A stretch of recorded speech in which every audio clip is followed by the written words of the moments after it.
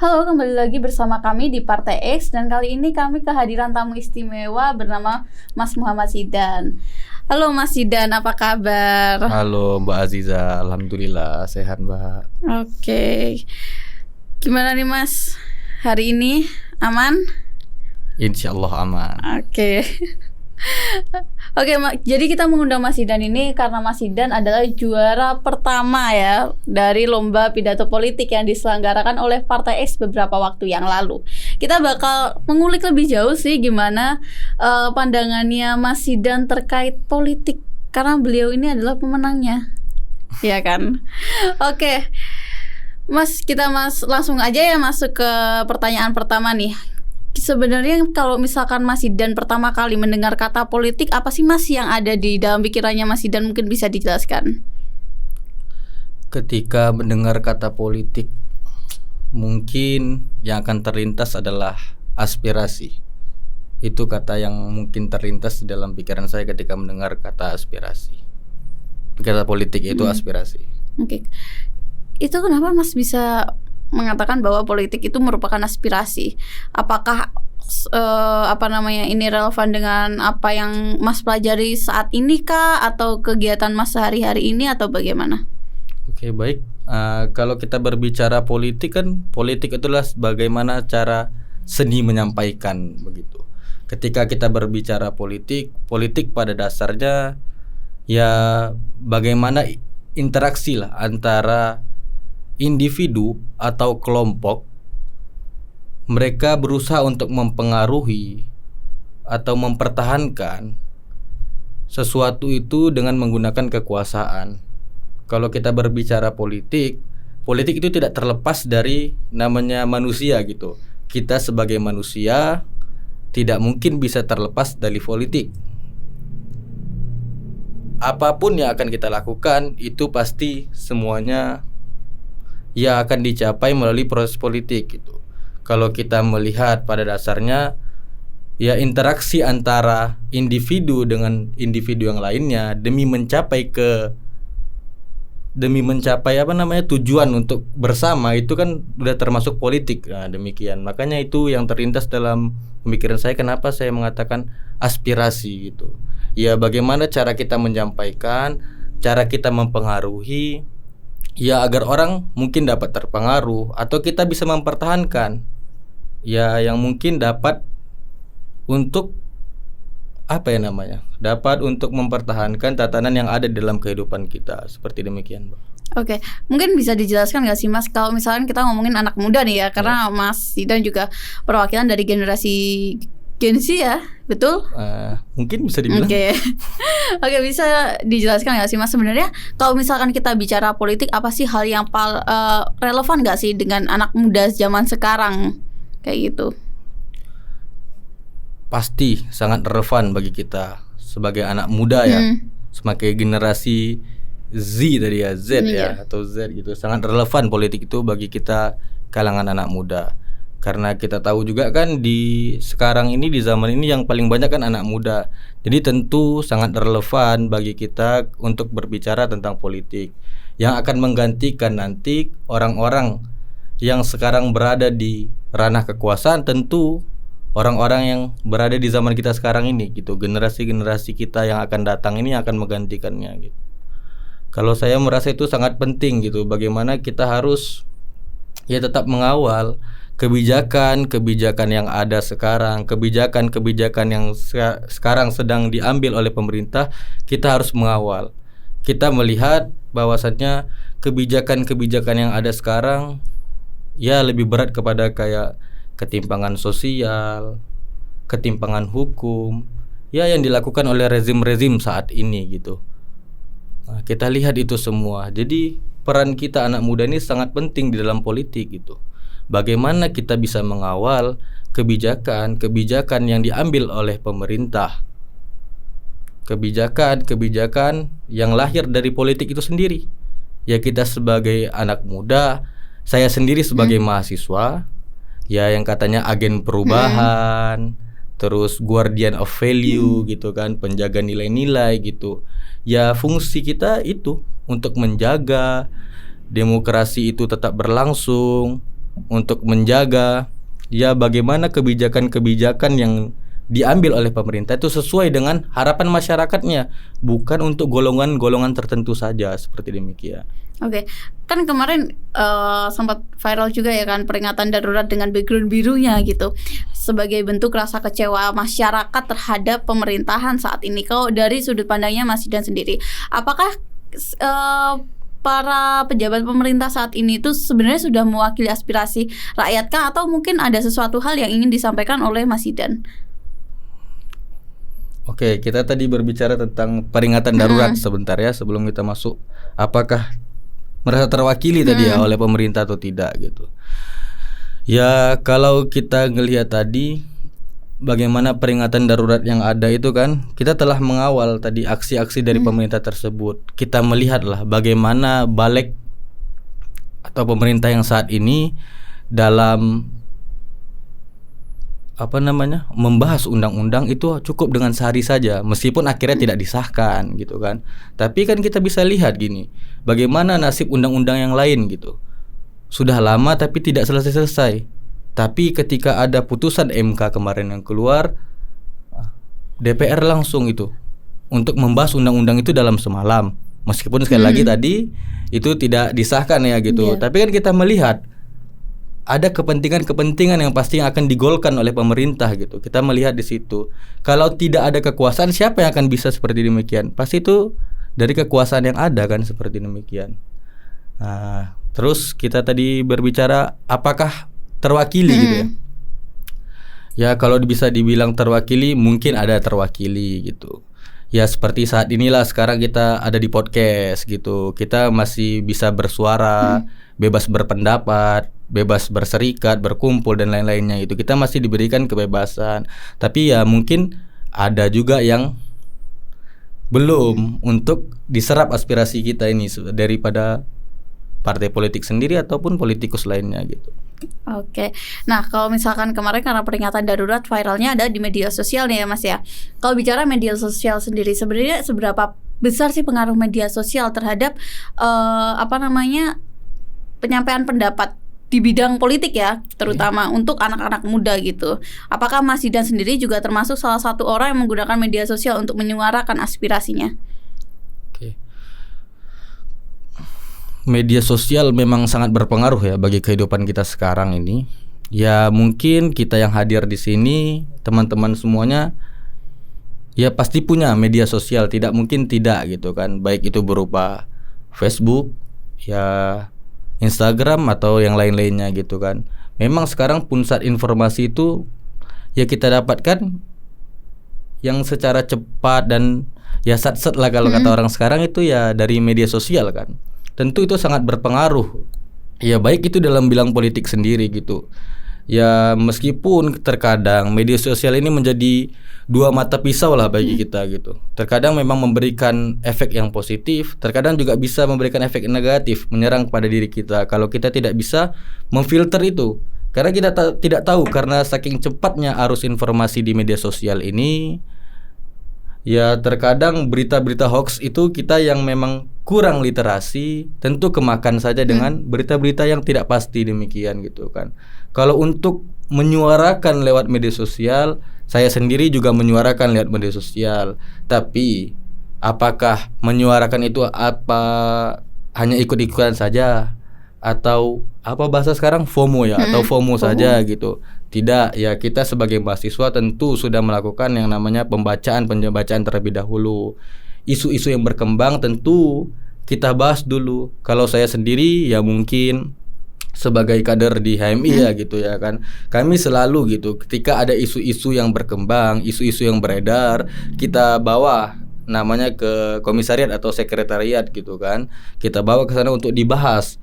Karena isu-isu yang muncul hari ini ya mungkin itu pun hoax atau benar, itu tidak terlepas dari yang namanya kegelisahan. Tentu isu-isu ini muncul dari kegelisahan yang ada. Nah, maka dari itu ketika ada isu-isu itu kami akan membahasnya. Kemudian menyuarakan lewat media sosial atau mengambil media sosial ya tetap kita melihat dari sana. Karena arus perkembangan informasi sekarang kita lewatkan media sosial gitu. Untuk kita memfilternya apakah itu benar, apakah itu salah gitu kan. Kita bisalah melihat atau web-web lain gitu yang mendukung kebenaran informasi ini. Begitu, Mbak. Oke, kalau kita ngomongin soal isu nih, kan tadi Mas cerita bahwa ada sekian banyak isu yang udah mungkin Mas sampaikan ke komisariat dari organisasinya Mas Zidan sendiri. Mungkin dari sekian banyak itu isu yang sebenarnya paling penting ketika kita ngomongin anak muda, ada nggak sih Mas yang bisa dibagikan? Kalau kita berbicara tentang isu politik, Mbak ya. Kalau isu politik itu kan berjalan sesuai dengan zaman dan kepentingannya gitu. Ya kita melihat kemarin yang saat ini penting yang memang terkait pilkada kemarin gitu. Ya bagaimana itu bisa menghebohkan satu Indonesia gitu kan. Itu merupakan isu yang sangat penting tadi yang saya katakan, bahwasannya kita melihat para penguasa di atas gitu kan. Ya bisa dengan ya semena-mena gitu untuk melangsungkan atau menggolskan apa yang menjadi kepentingan mereka gitu. Mereka tidak memikirkan yang lainnya, tapi ketika ada kepentingan mereka, mereka langsung gercep gitu untuk menggolskan apa yang menjadi kepentingan mereka. Nah, jadi ya kalau berkata isu-isu apa yang penting, menurut saya semua isu penting ya, isu politik itu. Tapi yang bisa kita lihat sekarang sesuai dengan zaman sekarang ini ya terkait sekarang pilkada, ya mungkin isu pilkada yang memang paling penting gitu bagi saya. Oke, mungkin ini saya disclaimer dulu ya Mas ya dari Partai E, karena memang kita punya pengertian politiknya sendiri, yaitu suatu upaya dan bentuk perjuangan untuk mendapatkan kewenangan secara efektif, efisien, dan transparan untuk kesejahteraan masyarakat. Jadi mungkin nanti untuk pertanyaan-pertanyaan selanjutnya, ketika ada sesuatu hal yang mungkin tidak untuk kesejahteraan masyarakat, maka kita sepakat untuk mengatakan itu sebagai political crime ya Mas ya. Oke, kita lanjut lagi nih Mas. Kalau misalkan kita ngomongin tadi isu udah dibahas nih, udah di riset ya dari organisasi. Kemarin kalau boleh tahu ikut turun aksi Mas? Ikut. Oke. Apakah selama ini ketika berjalannya waktu sampai sekarang ya Mas ya, dari pertama kali Mas ikut organisasi sampai sekarang, merasa nggak sih Mas aspirasi dari Mas maupun teman-teman sendiri itu sudah didengarkan oleh orang-orang yang duduk di Senayan sana? Atau mungkin bisa diceritakan Mas? Ya apa ya, sukar untuk dijawab.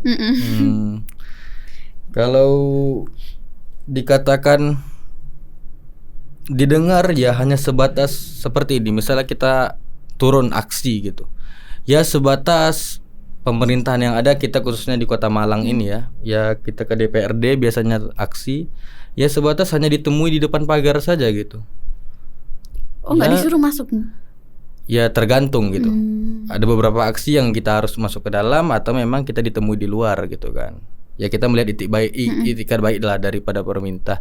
Ya hanya sebatas itu kita didengarkan. Tapi terkadang isu-isu yang kita bawakan itu ataupun ya aspirasi-aspirasi yang kita suarakan itu hanya sebatas di situ saja, tidak sampai mengubah kepada regulasi yang ada di pusat situ. Tidak, ya rasanya dikatakan sia-sia juga bukan tidak sia-sia ya kan, karena tugas mahasiswa ya sebatas mengawal gitu. Kita bagaimana mengawal kebijakan-kebijakan pemerintah ini ya sesuai lah dengan seharusnya gitu, apa yang seharusnya dilakukan, seperti demikian.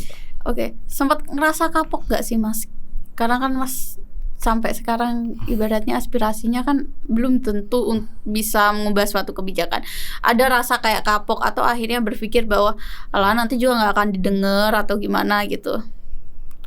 Oh tidak Mbak, tentu meskipun seperti demikian semangat kita tidak boleh padam gitu kan.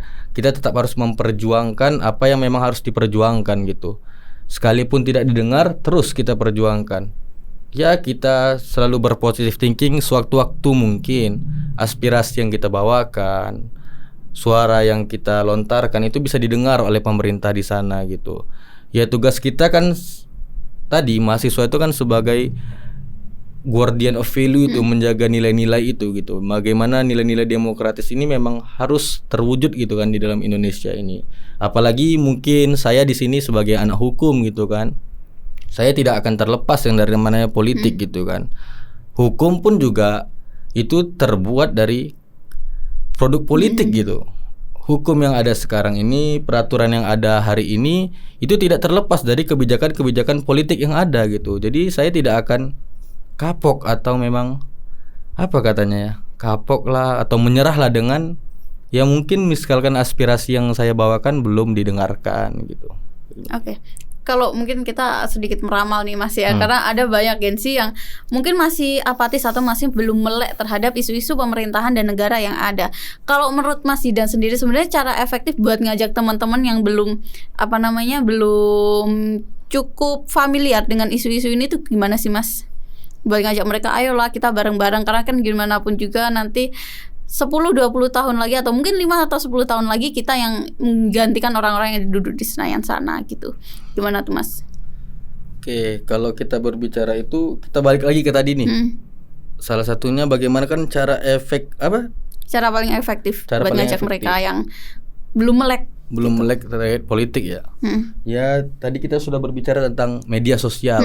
Ya salah satunya dari media sosial gitu. Bagaimana mengajak teman-teman yang mungkin sekarang belum terfikirkan apa itu politik mungkin. Ya dari media sosial itu sangat berpengaruh kan. Bagaimana ya kita sebarkan informasi yang sekiranya perlu, sekiranya penting itu di media sosial agar teman-teman ini juga bisa melihat dan kita jabarkan apa isu-isunya gitu kan. Tidak sekedar ya pemerintah salah, pemerintah ini, tapi kita jelaskan kenapa seperti demikian, kenapa kita harus mengawal ini, kenapa kita harus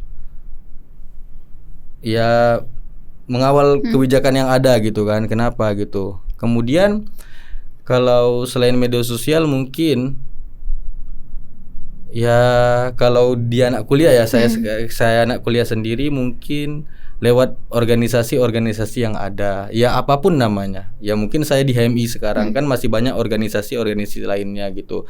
Kita berbicara di organisasi itu juga belajar politik tapi bukan politik praksis, politik keilmuan gitu kan. Kita akan berbicara bukan mengenai bagaimana aspirasi kita itu didengar tapi bagaimana yang seharusnya gitu. Ya politik yang seharusnya bagaimana, hukum yang seharusnya bagaimana, politik yang seharusnya itu bagaimana, itu yang selalu kita pelajari dalam berpolitik gitu kan. Makanya saya untuk sarankan mungkin teman-teman yang belum melek politik ataupun apapun, ya mungkin bisa bergabung dengan organisasi-organisasi lainnya. Untuk masuk partai politik itu kan merupakan juga pilihan gitu kan. Tapi kalau saya sendiri pada hari ini belum rasanya, tapi tidak menutup kemungkinan suatu waktu akan masuk ke dalam partai politik juga. Mungkin saya harus menabung dulu nih diri saya nih untuk mempunyai kemampuan, kemudian bergabung nanti di partai politik baru bisa membawakan aspirasi-aspirasi yang agar dapat mewujudkan kebaikan untuk kita bersama seperti demikian. Oke, kalau ngomongin mungkin itu salah satu cara efektif ya Mas ya. Kalau misalkan kita ngomongin kayak misalkan orang yang pengen jadi guru matematika harus sekolah dulu nih. Nah, apakah mungkin teman-teman yang belum melek politik ini ada kaitannya dengan pendidikan politik? Kalau misalkan dari Mas sendiri nih mungkin bisa diceritakan nggak Mas? Apakah Mas juga mendapatkan pendidikan politik di lingkungan sekolah atau pendidikan perguruan tinggi yang lingkupnya itu formal ya Mas ya, bukan suatu pendidikan politik yang informal kayak di organisasi kan masuknya informal kan. Mungkin ada nggak sih Mas pendidikan politik yang Mas dapatkan di sekolah kayak gitu? Kalau dikatakan ada, mungkin hampir tidak ada. Ya saya sekarang ya kuliah lah ya kan. Kalau sekolah ya saya sekarang sedang kuliah. Ya mungkin kalau di ruang-ruang kelas itu ya bisa saya katakan hampir tidak ada gitu. Ya berarti Mas mendapatkan pendidikan politik ada justru di luar lingkungan sekolah ya? Ya di luar lingkungan kampus itu sendiri ya, saya di organisasi itu sendiri. Kenapa saya mengatakan tidak ada gitu kan? Ya dalam ruang-ruang kelas kita hanya berbicara tentang keilmuan, misalnya bagaimana politik itu yang seharusnya, bagaimana itu hukum yang seharusnya. Tapi kita tidak belajar bagaimana cara kita untuk menyampaikannya, cara kita untuk ya membawa aspirasi itu. Kita tidak belajar di situ gitu. Kita hanya belajar tentang ya politik yang sebenarnya itu ini loh. politik pada dasarnya itu ini loh gitu kan. Hukum yang sebenarnya ini loh, tapi kita tidak belajar bagaimana cara menyampaikannya, bagaimana aspirasi kita agar dapat didengar. Nah, kita tidak dapat di dalam ruang mata kuliah itu bagi saya sendiri gitu ya. Makanya saya kejar kekurangan-kekurangan itu dalam organisasi ekstra kampus gitu, di luar kampus gitu kan. Ya agar saya juga bisa lah paham terhadap politik gitu kan, mau tidak mau, karena jurusan saya hukum juga. Apapun tadi saya katakan, kebijakan hukum yang ada tidak terlepas dari yang namanya produk dari politik, seperti demikian. Oke. Kalau dari perspektifnya Mas Zidan sendiri nih, apakah sebenarnya pendidikan politik itu sangat penting sekali kita dapatkan di lingkungan sekolah atau gimana, Mas? Tentu sangat penting, karena ya perlu untuk saat ini semua lembaga ya baik sekolah ataupun universitas kan gitu membuka ruang terbuka sebebas-bebasnya untuk politik itu sendiri gitu kan. Karena kalau di kampus sendiri itu kan sebagai miniatur negara gitu. Bagaimana negara terkecil kita hidup di dalamnya kan gitu ya, baik ya terkait kebijakan yang ada, apapun yang ada tetap itu ya mahasiswa sebagai pemerintah di dalamnya kan, seperti demikian gitu. Jadi memang perlu gitu pendidikan politik itu dibuka gitu di sekolah maupun di universitas gitu kan. Karena apa ya, agar kita tahu politik itu ya kita harus belajar dulu. Kita tidak semerta-merta, kadang kan kita berbicara politik tapi tidak tahu ilmunya gitu kan. Nanti jadi ya sama-sama saja tidak ada kejelasannya dalam situ kan gitu. Seperti ini kan. Oke. Kalau dari menurut Mas Zidan sendiri, karena sejauh kita cerita tadi Mas Zidan ternyata aktif juga di organisasi ya Mas ya, di organisasi ekstra kampus. Nah, kita bicara terkait peran aktivisme dan demonstrasi. Selama ini kita mungkin masih banyak lah orang-orang di luar sana yang mengkritik adanya demonstrasi karena merusak fasilitas dan sebagainya. Kalau dari pandangannya Mas sendiri, sebenarnya demonstrasi yang dikatakan ideal nih gimana Mas? Itu yang seperti apa? Demonstrasi yang ideal ya? Gimana tuh? Ya kalau kita berbicara tentang bagaimana peran itu ya, aktivisme dan demonstrasi ini ya, ya itu sangat berperan, sangat berpengaruh kita dalam hidup bernegara ini. Kita lihat saja nih, saya berikan contoh dulu terkait kemarin tentang putusan MK nomor 60 dan 70 gitu kan. Ya bagaimana kita, ya khususnya mungkin dari organisasi sendiri HMI gitu kan, ketika memang ada putusan tersebut, kita mendesak KPU untuk mengadaptasinya ke dalam PKPU gitu, putusan MK kemarin gitu kan. Ya bagaimana ya tetap keputusan MK yang sudah diputuskan itu kan bersifat final dan mengikat. Kemudian itulah yang kami kawal untuk bagaimana KPU cepat mengadaptasikannya putusan MK ini ke dalam PKPU-nya gitu kan. Jadi bagi saya peran aktivisme kemudian demonstrasi itu sangat penting di dalam kehidupan gitu kan. Ya apalagi di ranah perkuliahan mahasiswa gitu kan.